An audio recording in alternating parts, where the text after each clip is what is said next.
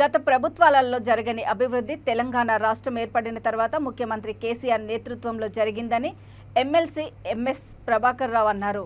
నాంపల్లి నియోజకవర్గంలో ఆసిఫ్ నగర్లోని ఎన్నికల ప్రచారంలో భాగంగా ఏర్పాటు చేసిన పబ్లిక్ మీటింగ్లో BRS MLC MS Prabhakar Rao, అభ్యర్థి సిహెచ్ ఆనంద్ కుమార్ గౌడ్లతో పాటు కార్యకర్తలు, నాయకులు పాల్గొన్నారు.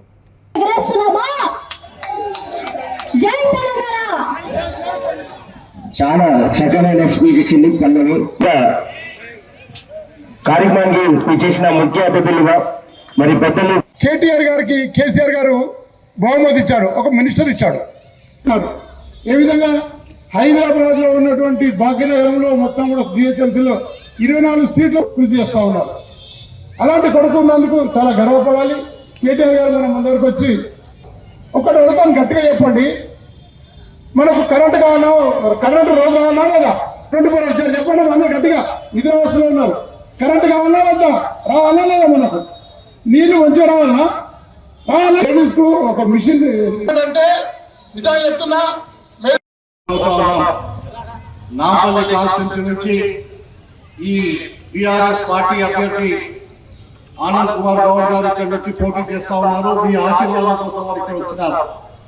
పోయిన ఎలక్షన్ లో కూడా వారు ఇక్కడ నుంచి పోటీ చేసి ఓడిపోయినా కూడా 5 సంవత్సరాల పాటు నిరంతరంగా ప్రజలతో ఉండి ప్రజల సమస్యలు తెలుసుకొని ఈ యొక్క ప్రాంతాన్ని అభివృద్ధి చేసేందుకు రాత్రి వెళ్లకుండా పగలు వెళ్లకుండా కష్టపడి పనిచేసినాడు.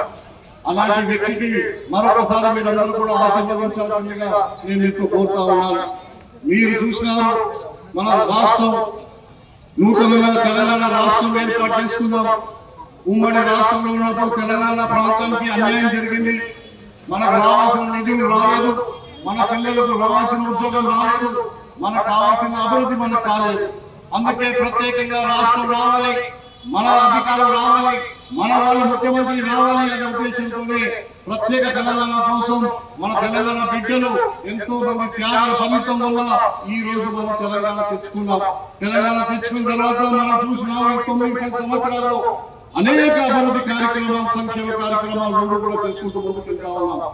మీరు చూసినారు, ఈ రోజు కూడా ఎక్కడ కూడా దేశంలో ఇన్ని రాష్ట్రాలు ఉన్నాయి, ఏ రాష్ట్రంలో లేని విధంగా మన రాష్ట్రంలో ఎన్నో పథకాలు తీసుకుని మనం వెళ్తా ఉన్నాం. పేదవాళ్ళ ప్రభుత్వం, పేద పక్షాల ప్రభుత్వం, ముఖ్యమంత్రి గారికి మనసున్న ముఖ్యమంత్రి, అందరూ ఎప్పుడు చూసినా పేదవాళ్ళ గురించి ఆలోచించిన ముఖ్యమంత్రి. ఈ రోజు మనం పెన్షన్ ఆ రోజు చూసినాం, 200 రూపాయలు పెన్షన్ ఉంటే 2000 పెంచుకున్నాం. మరి ఇప్పుడు మరొకసారి ఆనంద్ గారిని మీరు గెలిపిస్తే ఆ 2000 పెన్షన్ మీకు 5000 పెన్షన్